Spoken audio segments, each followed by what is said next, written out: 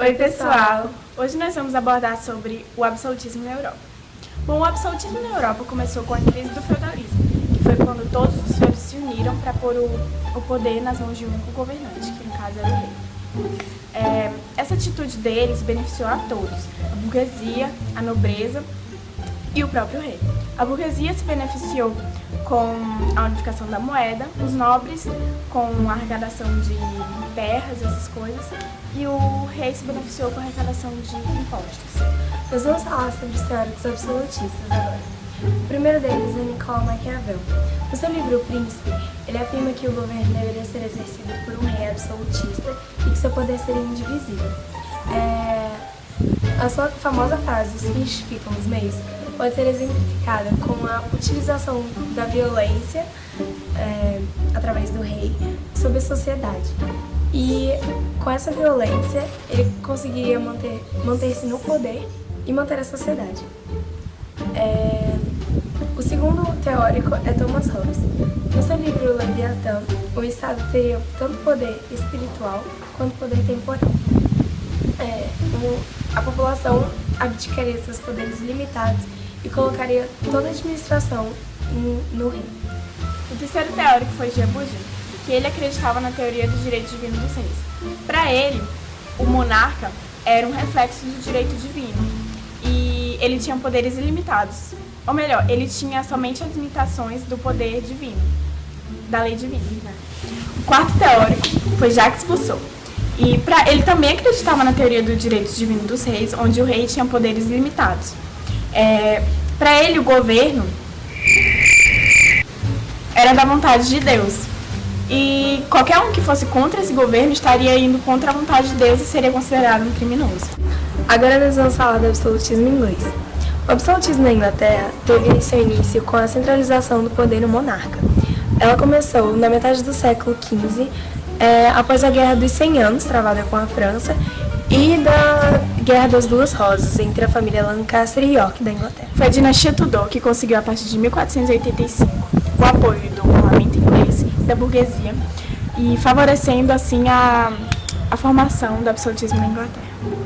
As principais características do absolutismo inglês são a centralização do poder, que controlava tanto a política quanto a economia, quanto a justiça, a luta entre as dinastias que lutavam pelo controle do poder do reinado e o controle do rei sobre a religião. Dinastia Tudor. A dinastia Tudor controlou a Inglaterra durante os anos de 1485 a 1603. O principal monarca dessa dinastia foi Henrique VIII. Ele controlou o parlamento inglês e determinou que a religião oficial da Inglaterra seria o anglicanismo, através do ato de supremacia, e a ata de traição, que dizia que todos que fossem contra o rei seriam julgados à morte. O governo da Rainha Elizabeth foi dos anos 1558 a 1603. No seu governo, ela conseguiu aumentar o poder real sobre a sociedade e ela consolidou a Igreja Anglicana, com a ajuda do parlamento na aprovação do ato de uniformidade, como veremos a seguir.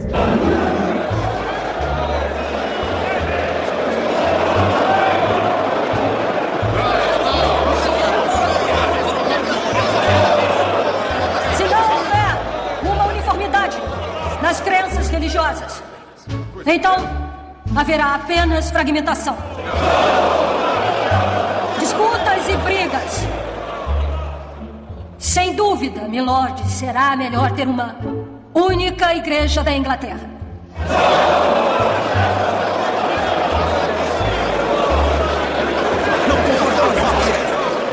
Uma única igreja da Inglaterra, com só livro de orações. E um só objetivo. Eu lhes peço que aprovem o ato de uniformidade. Não por mim mesma, mas pelo meu povo, que é minha única preocupação. Este ato estabelecia as práticas e as crenças da Igreja Anglicana, mas também mantinha as cerimônias católicas. No seu governo, a perseguição aos que eram adeptos a outras religiões foi muito presente. O mercantilismo e a indústria naval também foram muito marcantes. quando a colonização na América do Norte teve seu início. Dinastia Stuart. A dinastia de Stuart governou a Inglaterra entre os anos de 1603 a 1714. O principal rei dessa dinastia foi Jaime I, que governou entre os anos de 1603 a 1625. Ele uniu a Escócia com a Inglaterra e teve grande apoio da nobreza, mas forte resistência do parlamento. Ele utilizou da perseguição às religiões para impor o anglicanismo. Oi gente, meu nome é Mariana e eu vou dar continuação ao vídeo falando do absolutismo francês. Bom, um dos principais eventos que ameaçou a unidade política na França foi a Guerra dos 100 Anos. A mesma ocorreu por volta do século XVII, no finalzinho da Idade Média. Ela foi originada por conflitos entre França e Inglaterra e ela foi a primeira grande guerra a ter relações... transformar relações políticas, sociais e econômicas. Na Idade Moderna, a dinastia dos Valois assumiu o trono enquanto havia guerras religiosas. Nos anos em que os reformistas estavam em alta, houveram muitos conflitos, no qual envolvia a nobreza católica e os burgueses calvinistas, que ameaçavam o poder. E foram através desses confrontos religiosos que surgiram uma nova dinastia, a dos Bourbons. Ela foi iniciada por Henrique IV e marcava a vitória dos protestantes nas guerras religiosas. Luís XIII era sucessor de Henrique IV e tinha Richelieu como ministro. Richelieu foi um homem fundamental para o absolutismo francês. Foi responsável por medidas que aumentaram o poder da monarquia sobre os comerciantes. E também responsável por deixar a França uma posição de liderança na Europa. Contudo, Richelieu se envolveu na Guerra dos 30 Anos, que ocorreu devido a conflitos entre nações europeias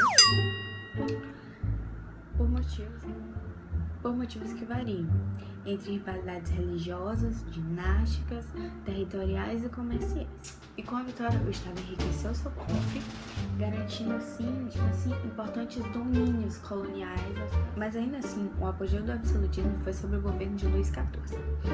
O próprio Romeu Colbert como seu ministro, no qual era responsável pelo desenvolvimento mercantilista e também basicamente o criador. As teorias mercantilistas foram fortemente intervidas pelo Estado na economia, com o objetivo de unificação do mercado interno, caracterizado pela balança comercial favorável, pelo pacto colonial e protecionismo. As teorias mercantilistas também influenciaram a formação dos estados nacionais modernos. É o make-off. Mas aí eu ia ajudando aqui no cenário. Merda!